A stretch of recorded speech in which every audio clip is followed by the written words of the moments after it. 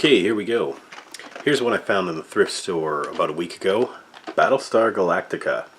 This one really reminded me of why I really liked this show, and I guess subsequently this theatrical release. It ran from 1978 to 1979, and it had a single season under the title Battlestar Galactica. I think like 24 episodes.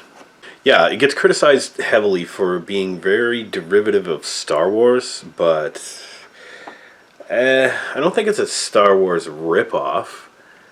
I think it's definitely heavily inspired and trying to cash in on the success of Star Wars. The basic plot of it is this. There's these giant space arcs or battleships called battle stars that are carrying the last remnants of humanity across the universe away from the Cylons, who are an alien race that has persecuted them and destroyed their homeworlds or conquered their homeworlds and driven the human race almost to extinction. So the human race is trying to find their ancestral home, which according to this is Earth. So it's like galaxy far, far away coming closer. I don't know, does that make sense?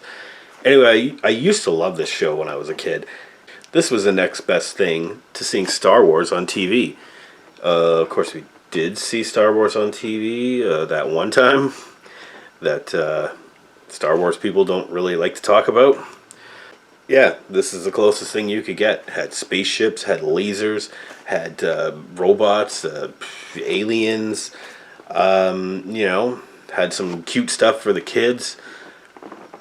Mainly when I say that, I'm talking about the stupid robot dog thing that at first when I was a little kid and I saw this, I thought it was kind of cool, but then going back and watching it again, it's like so stupid. It's like obviously a guy in a dog suit or a little person in a dog suit or whatever. Robot dog suit. Yeah, it has some really good actors in it. Lorne Greene, of course, as Commander Adama. Lorne Greene, you may remember him from Bonanza. I mean, I didn't and don't because I never really watched that show. That's before my time even. Now, his son, Apollo, is the captain of the fighter pilots that defend the fleet that launch from the Battlestar Galactica, kind of like planes would launch from an aircraft carrier, I guess. Apollo is portrayed by actor Richard Hatch. So he's kind of a square. He's not the coolest guy in the world, but he's a hero. He's a solid. Kind of falls in that kind of Luke Skywalker-y kind of. He's cool and everything, but he's not cool. He's kind of a nerd. He's kind of square, but he's a hero and he gets the job done. And of course, he's accompanied by his Lieutenant Starbuck. Lieutenant Starbuck is kind of more like Han Solo. Hey, a lot of people criticize Dirk Benedict's performance as Starbuck as being really close to Han Solo. Well, that's what the writers kind of decided they wanted, and that's kind of what people were into at the time, because Han Solo was the coolest character ever.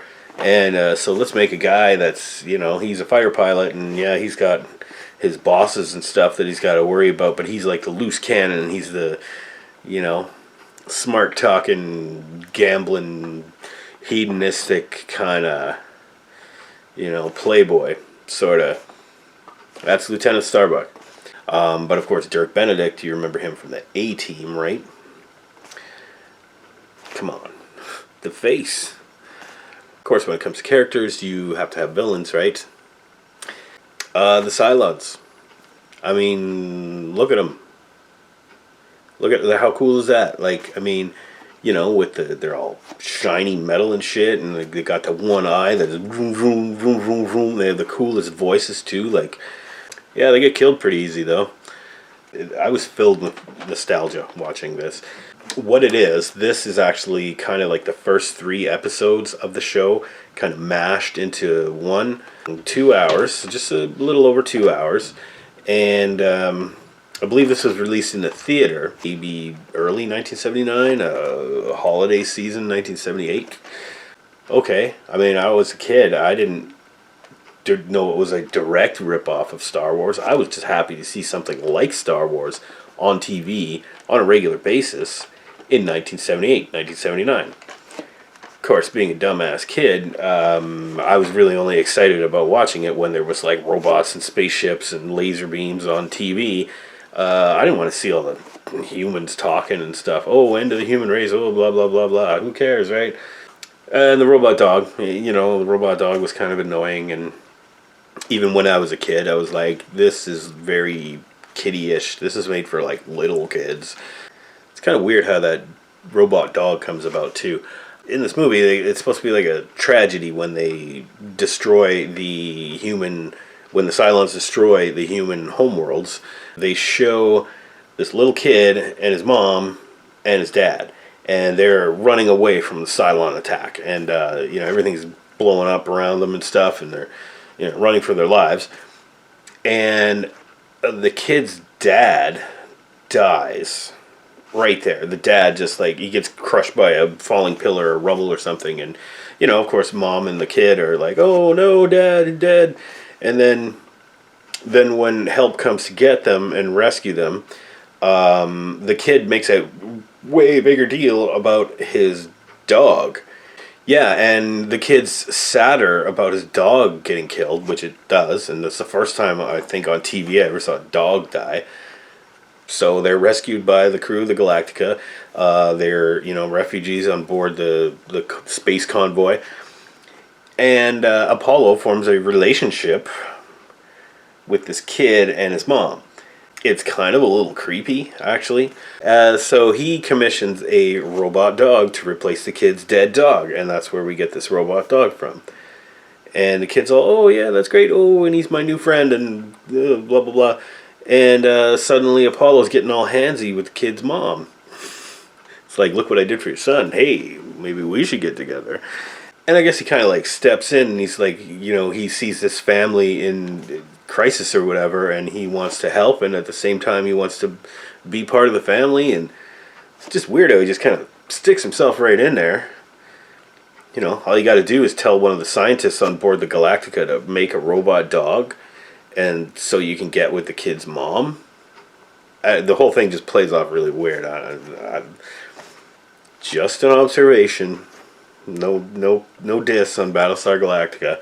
I was actually really impressed by this. I mean, for all the memories that it brought up, all the cool things that, looking at it now, it's like, well, is it kind of ripping off Star Wars? I still don't really think so. And just, the story of it was actually pretty good. And there's some stuff in there that I didn't even appreciate when I was a kid, because I don't think I've even seen this since I was a kid. I really enjoyed this. I'm going to give this one an A-, because I did really enjoy it, and it was very nostalgic for me, and I can't stop talking about it, apparently. Yeah, this is a good one. So I highly recommend this movie. Once again, have a good one out there, everybody.